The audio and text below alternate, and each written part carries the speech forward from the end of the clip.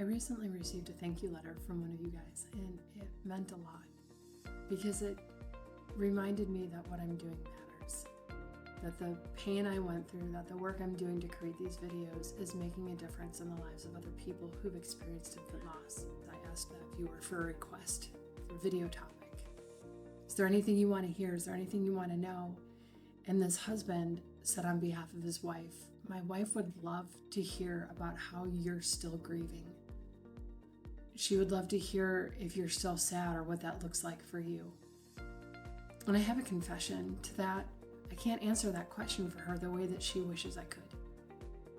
Because I'm not sad the same way that I was 15 years ago. For me, the miscarriages happened 15 years ago. I wrote the book Love Letters to Miscarriage Moms in the midst of my grief so that readers would not be alone in theirs. And I'm really proud of that because it validates the grief of the reader. It validates the gross, the awful, the painful experience. But I didn't stay there. And that's the thing I want to give you hope with, is that the pain of losing a child does not remain as intense as it feels in the beginning. The pain never goes away completely. I still think about my heaven-born children, 3 of them, and what it would be like if they walked on this earth. I'm actually working on a fictional series, imagining what it would be like if there was a portal between worlds and my 3 heaven-born children and my 3 earth-born children would meet each other in this life. What would that look like? And I have a confession to make regarding my miscarriages. I'm doing these videos to walk with you and support you and be with you in your loss. But I'm not in that deep of pain anymore. The thing that makes me most sad now, this many years later, is the idea of someone else going through that same pain. When I hear about a mom or a couple who's lost a baby, I feel their pain.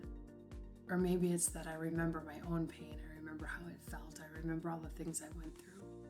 I experienced 2 miscarriages back to back when I first miscarried. 6 months later, I got pregnant with my oldest earthborn daughter, the one I got to keep, my rainbow baby.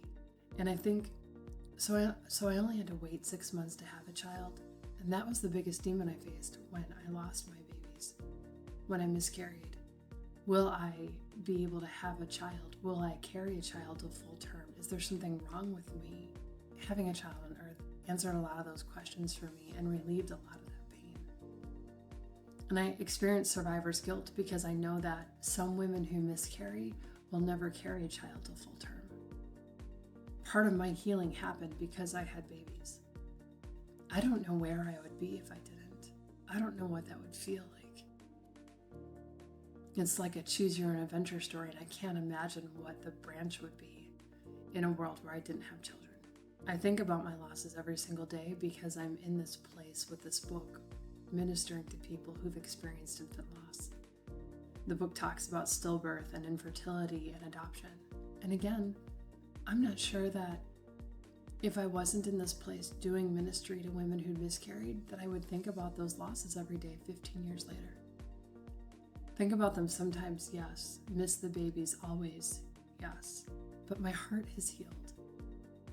And I have a hope in heaven that I'm going to see my child again.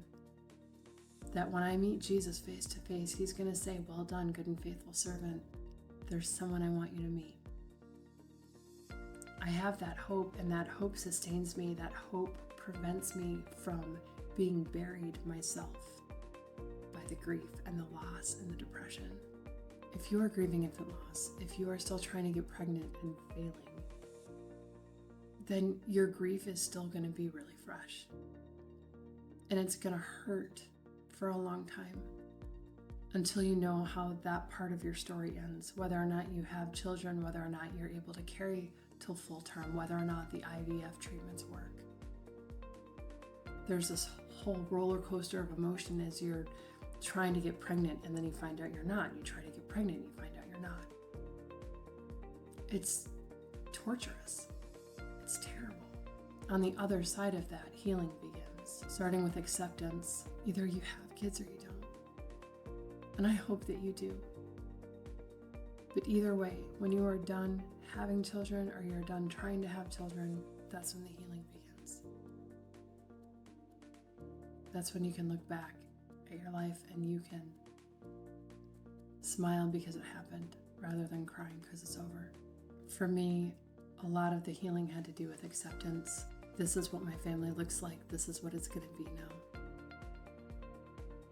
Another part of healing for me had a lot to do with defining who I was outside of the pregnancies and outside of having children. As a youth director and a writer and a gardener. And so I leaned into the things that brought me joy. I leaned into the things that made me happy and the things I was good at. If you've watched enough of these videos, you will hear me say over and over and over that you are more than the sum of two pink lines. Pregnancy is not all that you are. Becoming a mom is not all that you are. And I say becoming a mom as in raising children on earth. But I want to clarify because you are a mother, you are a father. From the moment you conceived, you were a mom and a dad. You are parents. You have babies waiting for you in heaven. I believe that with my whole heart.